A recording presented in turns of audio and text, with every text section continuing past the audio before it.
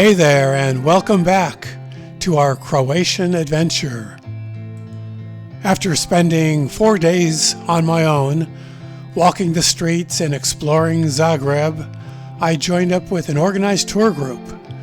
It's a tour that I booked with a well-known tour company while doing my travel planning back in the US. And we're headed for the Dalmation Coast of Croatia, where we will first visit the town of Zadar on the Adriatic Sea. Oh, and if you missed any of my previous videos of Zagreb, you might want to check them out. One video for each day I was here, and then one video summarizing my whole experience. I'll leave a link to each one in the description. As we left the center city of Zagreb into the suburbs, our tour director talked about the typical communist-era apartment buildings that we see in many cities in Central and Eastern Europe. And here in Zagreb, it's a story of brawn over beauty, as these monolithic concrete structures nicely withstood the 2020 earthquake, which damaged so much of the city. And after the war, they need to rebuild everything, so they built these huge blocks of concrete. And the earthquake, which you heard about. So those buildings didn't have any damage, nothing, because it's pure concrete and metal inside. So it's very, very tough. So you see this. So they're very resistant concerning the earthquakes, and so that's far. So they're very good, but it's very ugly. What can you say? Very ugly. But you will see, especially now when we go down to Zadar, you will see the really what is actually the beauty of Croatia, our coastline and the towns along the coast. And a little bit of a delay getting out of the city, as there was a minor mishap with one of the trams. No, there was an accident, you see? An accident, and the tram, you see, it went out from its the rail, the front part, because it was hit in the front. Everybody's fine. Look at all the Yeah, look at it all there. The taxi drivers, and now the taxi rates are very high. And before long, we were cruising in the beautiful Croatian countryside, headed for the Adriatic coast.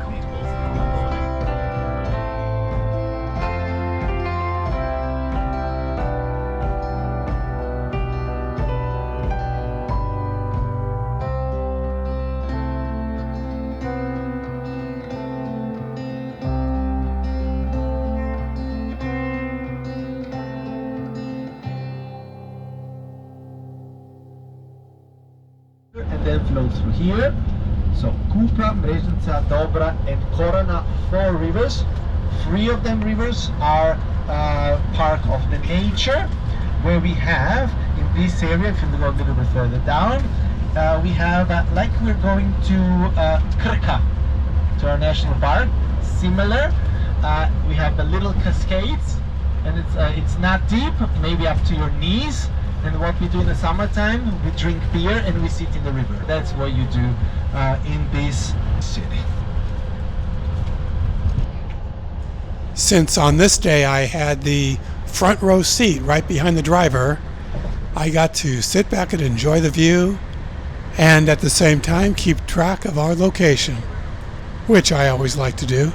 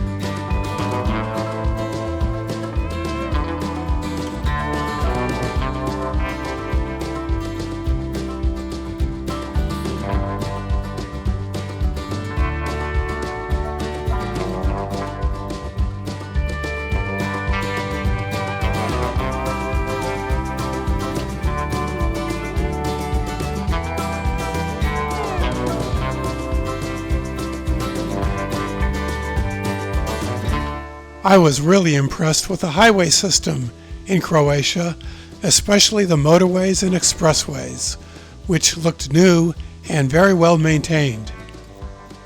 It's obvious that tremendous investment in transportation has been made since this country's independence in 1991.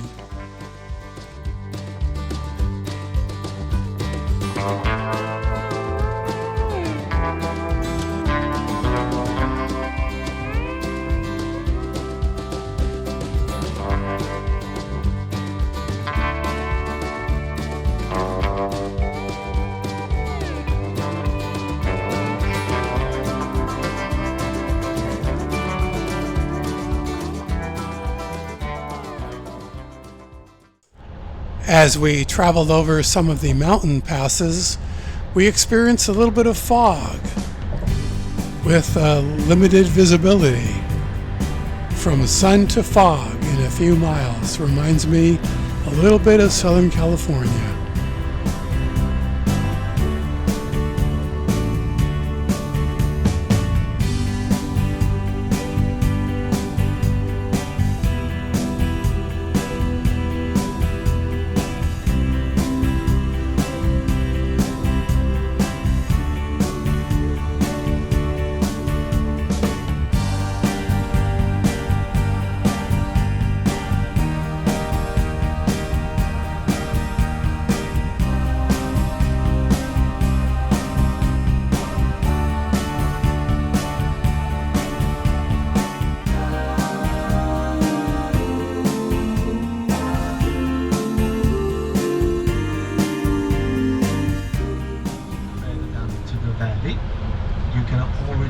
Appearing on the right side, we are in the new county. Croatia has a small country like Croatia, and we have 20 different counties. Comparing to other countries, let's say Austria has 10 million of people and it has 5 counties, and we have less than 4 million of people and we have 20 counties. Don't ask me why. Anyway, so we are in the county which is called Lička County, Lička, because the area where we are located now is called Lika, L-I-K-A. L-I-K-A, this is the least populated area of Croatia. It is marked within 2 mountain ranges. Later on, I hope the mist is going to clear when we are driving. There is a big mountain range on the right side, and there is a mountain range on the left side. So it's and we're going to be driving. We're going down into the valley of the one river, which is called Gatska. So basically, it's the county has 2 mountain ranges and then the big valley. So this is the green part of the country, of this county, because you will see when we cross our longest tunnel, when we start seeing sea, you won't see any trees anymore, only rocks. There is a reason why I explain it later on when you visit. So that means that this part is the green part, then is the big mountain, and then the coastline. you'll see when we start really making our descent towards the coastline, you'll see how steep actually the coastline of Croatia is. So that's on the right side. On the left side of us, we have is actually Bosnia and Herzegovina. So what we did, we made now a letter U, a loop around letter U to circle around the Bosnia and Herzegovina and to make our way further down to the coastline. You see the river here on the left, Gatska. It starts here. Little Gat is this river. It's really beautiful, and we have the reservoir. We have the reservoirs of bears, brown bears, along the river, further down. And also we have this river is very clean. You can drink the water from the river, and it's known for the trouts.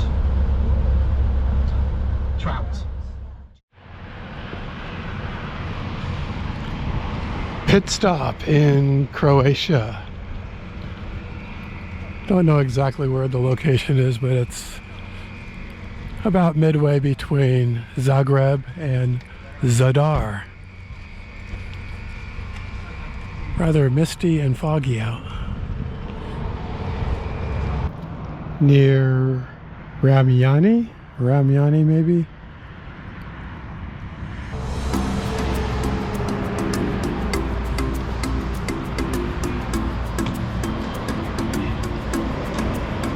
It's a gas station with a bar and a little shop, typical of this area.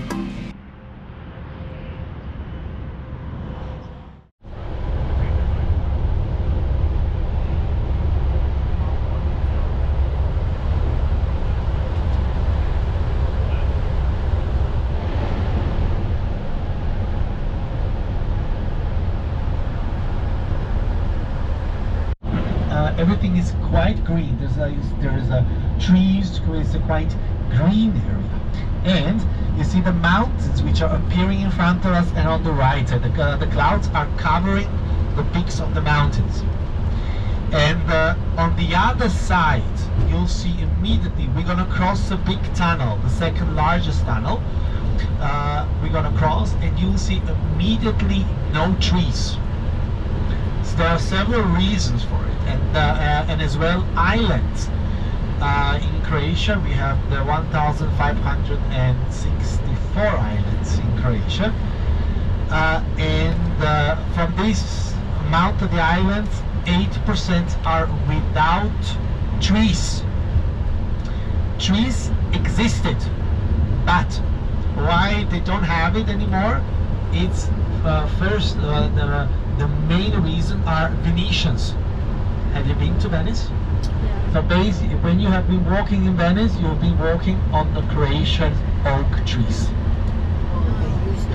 They use the whole oaks trees cut it for the construction of Venice. So everything underneath trees comes from Croatian coastline. So that's why everything is clean. All these stones you'll see. So you see the snow. So that's the park on the right side, which we call Velebit. Velebit would translate as a grandiose mountain. And so basically the sea is just behind. We will go through the mountain. And so what happened? So you have to understand that the Adriatic Sea, which we're going to see in half an hour, it's a part of the Mediterranean Sea. And the Adriatic Sea and the Mediterranean Sea happened when used to be Africa and Europe connected to each other. It was one big continent. And then the movement of the plates pushed the mountains in the area. So that's why we have the Alps, and these mountains are the last stretch of the southern part of the Alps. We would say it's called Dinaric Alps mountains. And these mountains, basically the mountains follows all the way down to Montenegro, and then in Montenegro stops. Then it's flat, and then it goes behind the Albania where we are going. It goes behind. But basically the whole coastline, if you start from the Italy, from Trieste, all the way, so not Trieste, from Rijeka, so northern part all the way down to Dubrovnik is the high mountains like this. So it's a very steep going path towards the sea. And we have the coastal road, which we're going to take on the way towards Dubrovnik, which goes on the slopes of that mountain, which is called Velebit. And the coastal road during the winter period often is closed for trucks, for coaches and so on, because we have strong winds coming from the mountain down in towards the sea.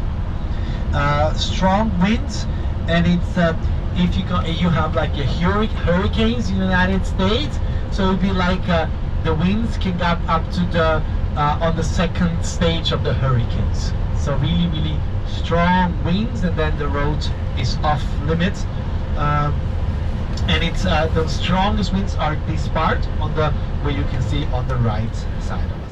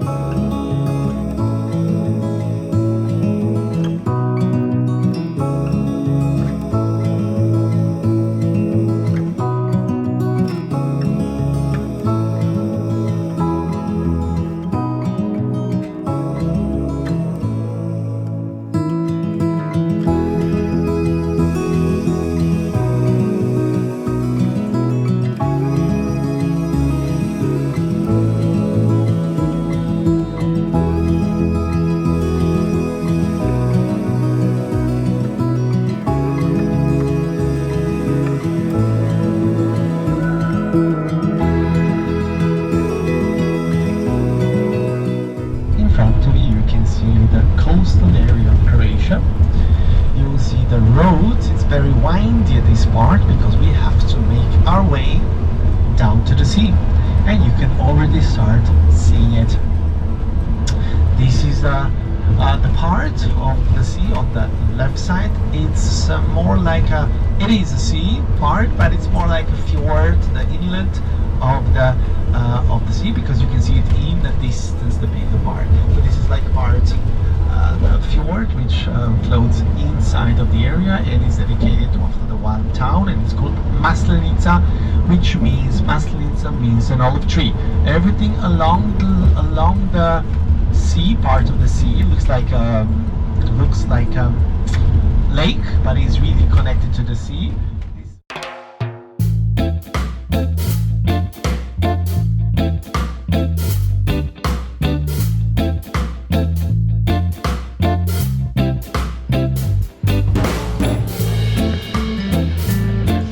Situated on the Adriatic Sea, Zadar is the oldest continuously inhabited city in Croatia. For today's traveler, Zadar is like an amazing open-air museum where you can walk around ruins and structures reflecting Roman, medieval, and Venetian times. The group had some free time to roam around as we liked, and we also got a walking tour led by a local professional tour guide, so that we could at least get a general knowledge of what we were seeing. I like exploring independently with a tourist map in my hand, but you can't beat also getting the benefit of an expert's local knowledge. During our free time, my first task was to see if I could find a map of the town. Time was limited and there was no need to walk around aimlessly. Here's the tourist information office. Pop in here and get a map.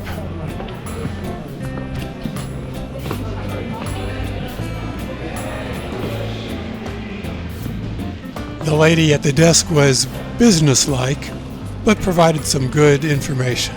I'd like to just pick up a map, please. So do you need some information? We are now here. In front of us, in this direction, it's Main Square, People Square. At the right side is Cala Larga Main Street. When you arrive on Roman Forum, you can see Roman ruins, St. Donat Main Church, St. Anastasia Tower. Down the street, this is Riva, and the end of the promenade, Sea Organ, especially when it's sunset. And you can walk at the top of the city walls here. This is list all of churches and museums here in Old Town area. If you're interested, for example...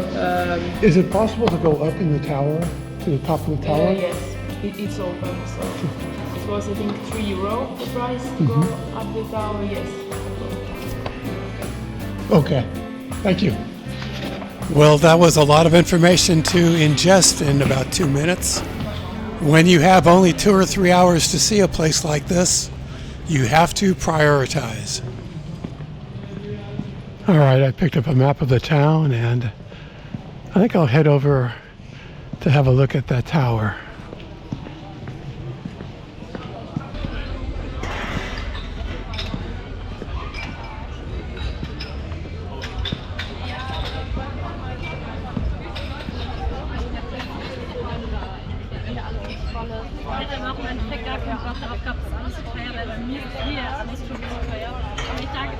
It says the forum was the center of social and public life in every Roman city as well as in Zadar. The forum was situated at the intersection of the main longitudinal and the main crosswise street, following the grid plan.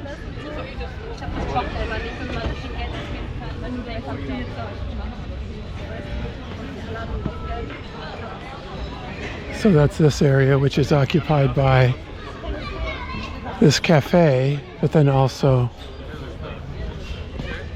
some archaeological ruins over here.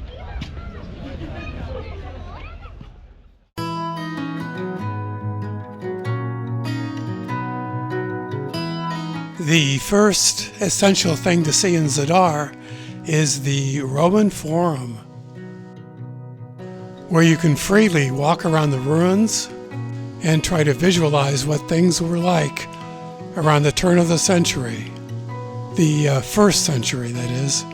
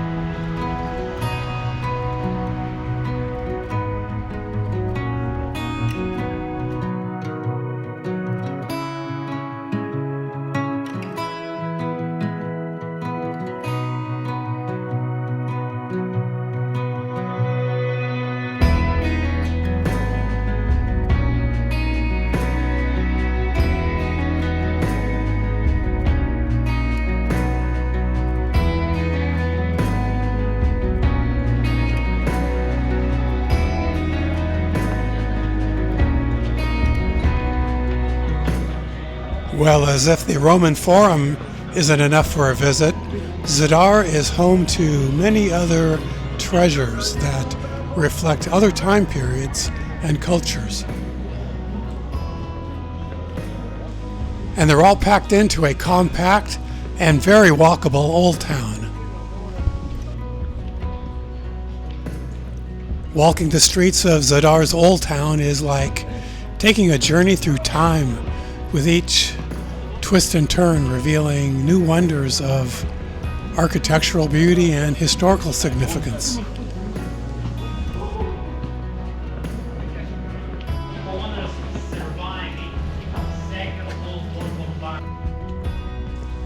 Zadar's impressive medieval architecture includes fortification walls and gates that surround the old town and today are still largely intact. We'll walk over and have a look at them.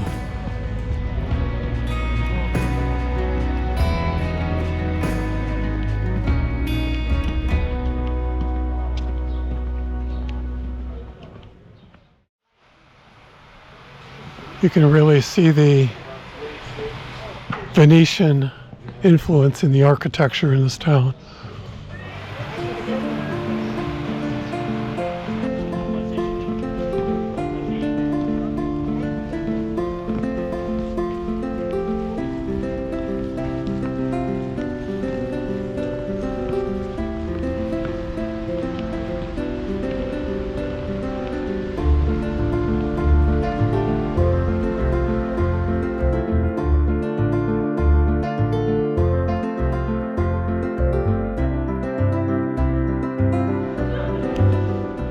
Part of the Venetian wall.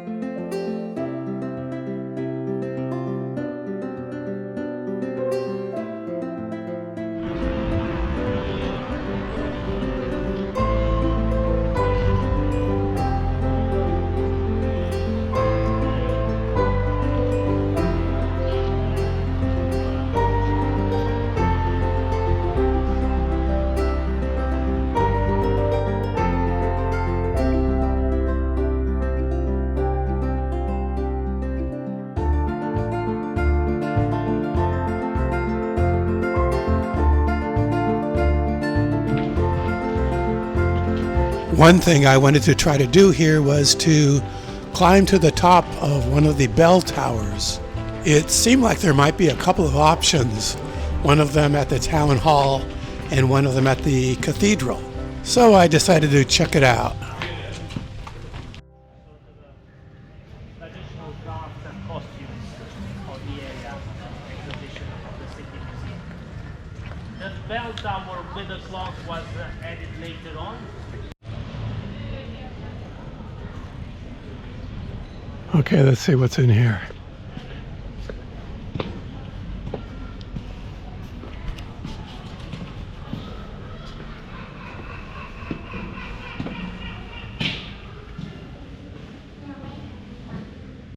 Well, sorry folks, that was a big zero. They are closed. So you can't go up this tower. There's another tower that I think you can go up sometime, but she said that's also closed too. Maybe because it's Monday? I don't know.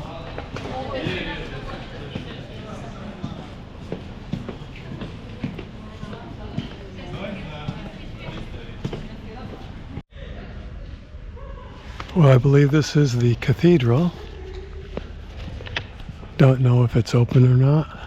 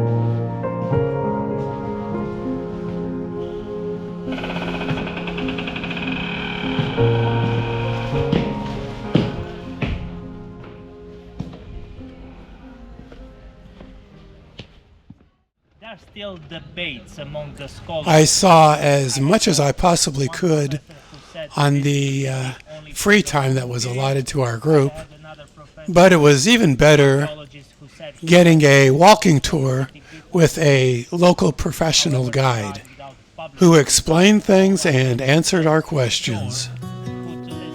So we'll stick with the story. This is Did you say this is the original Roman pavement? No. Down here? This broken up grayish part over here is the original Roman pavement. There's some part in the street as well. This is the reconstruction here. This is the foundation of the Roman temple.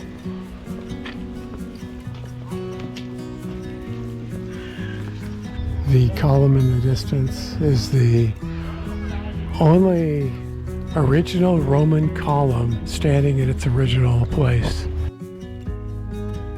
Here's a closer view.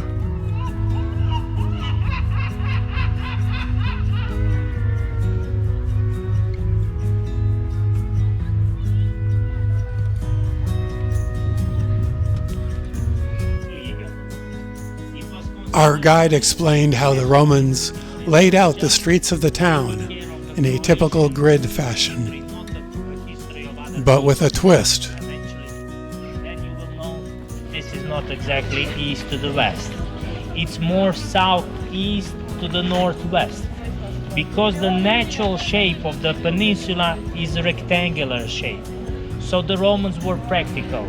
Instead of having it directly south to the north, they rotated 45 degrees, and the main transversal, Cardo Maximus, is actually now southwest, northeast. 300 years it was a Teatro Nobile, theater for the noblemen here. Later on it was more of a variety show.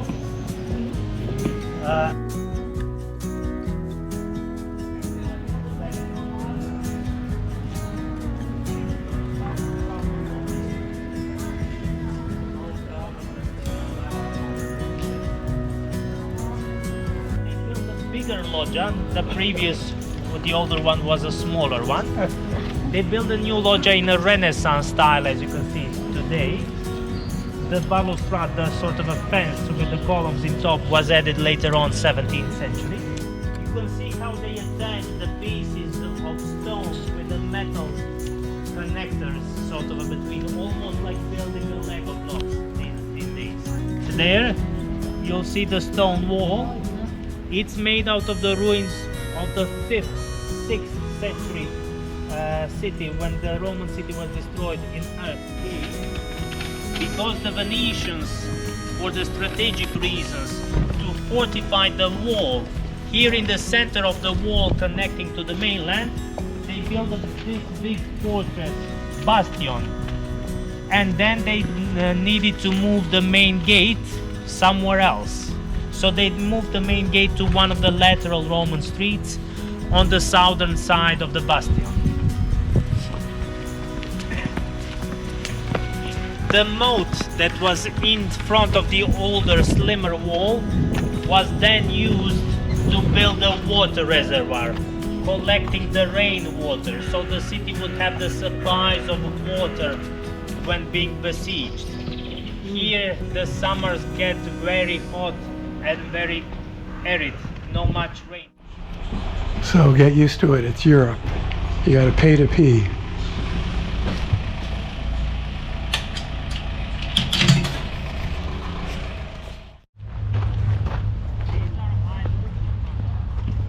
Then here on the waterfront at Zadar, the land masses out there are islands.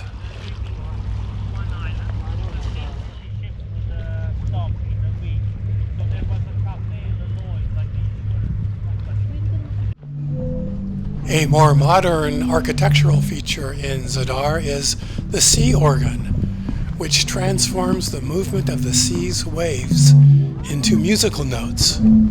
Pretty cool.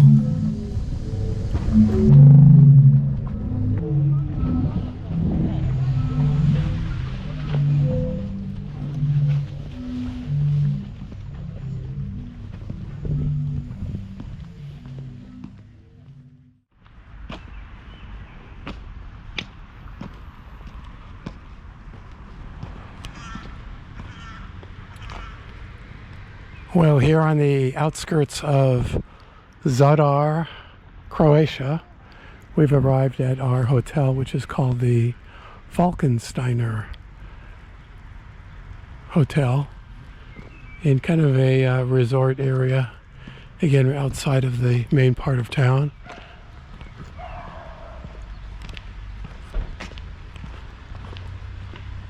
So let's go inside and I'll give you a brief tour of the lobby and a brief room tour.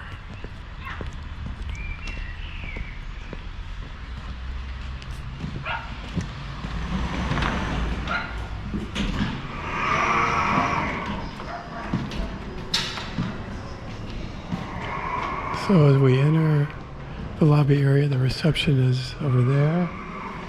Up here looks like a bar. I haven't really explored this place yet. Just checked in. Got my room key.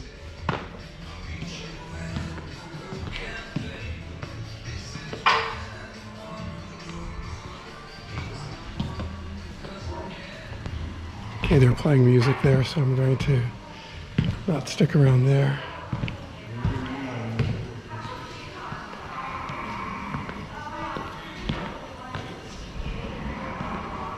I don't know what's out here. Oh, here we go. Restaurant, salon, shops, bar, and Folky Land, whatever that is.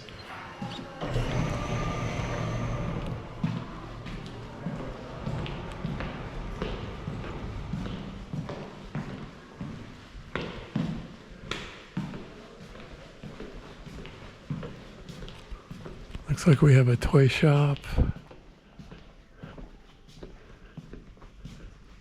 We have swimsuits available, souvenirs, some clothing.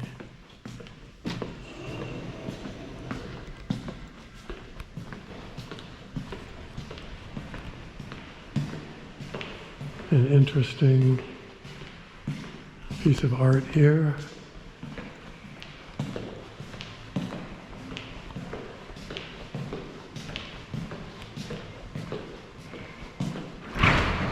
I can tell you that this is not a hotel that Americans would normally visit.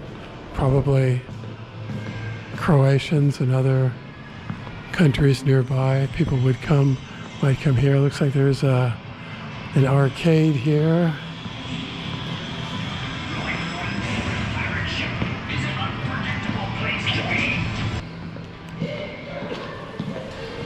Looks like the restaurant here.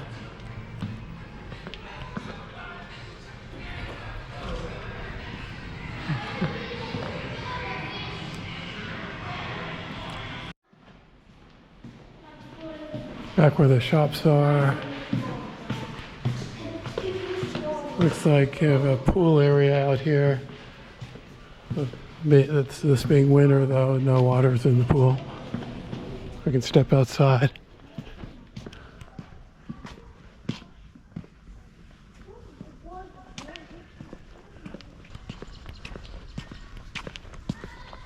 This property is right on the Adriatic shore. So there's probably some sort of promenade out here.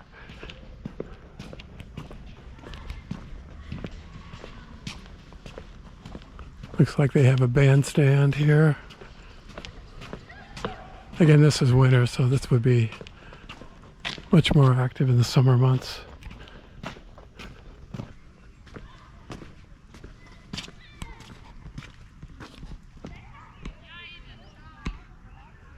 The Adriatic Sea and some of the islands off of the Croatian coast in the distance.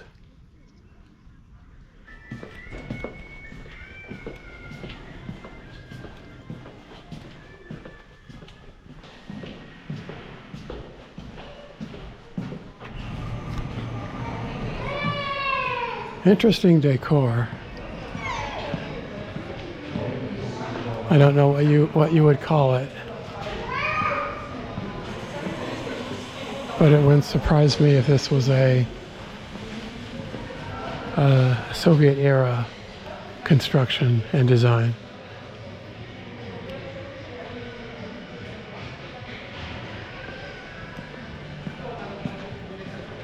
I've seen some of the guests here, not part of our group, but some of the local guests in robes heading over here, which is the spa. Interesting.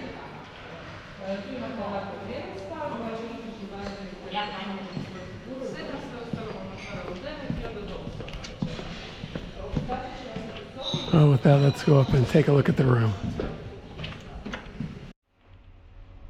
Well, the decor of the elevator matches the rest of the hotel. How do you like that? Elevator ceiling. Okay, is this two? Is this two? Yes. Okay, thank you. Thank you.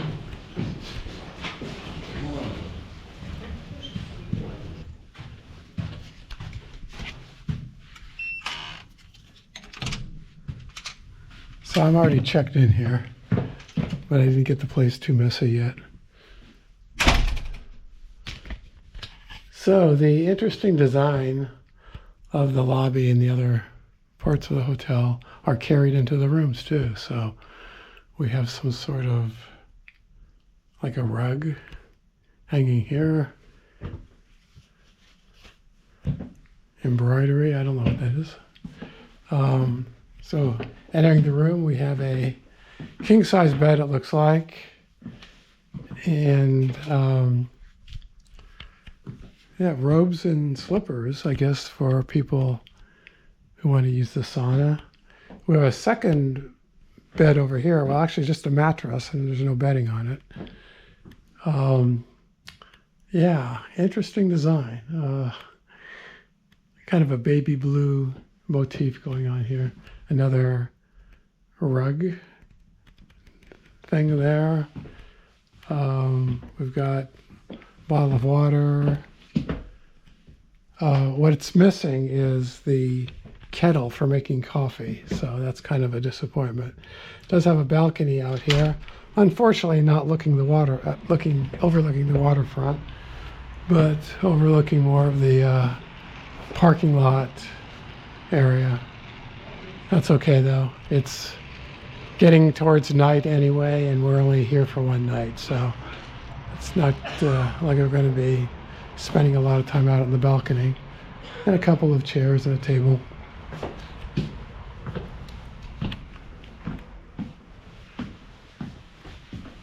And a quick look at the bathroom. We've got a sliding door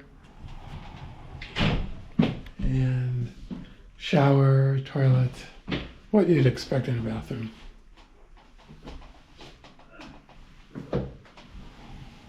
So there you have it. What is this place called again? It's the Falkensteiner Hotels and Residences. All right.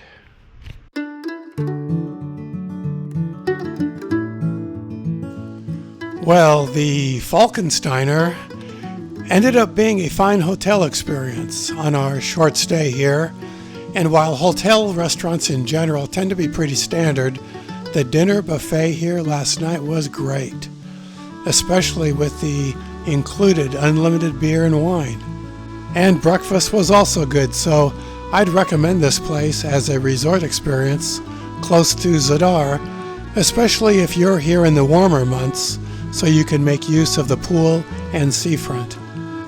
Now we are off to visit two amazing places. First, Krka National Park with its spectacular nature and water features, and then the city of Split with its ancient history and well-preserved Roman ruins.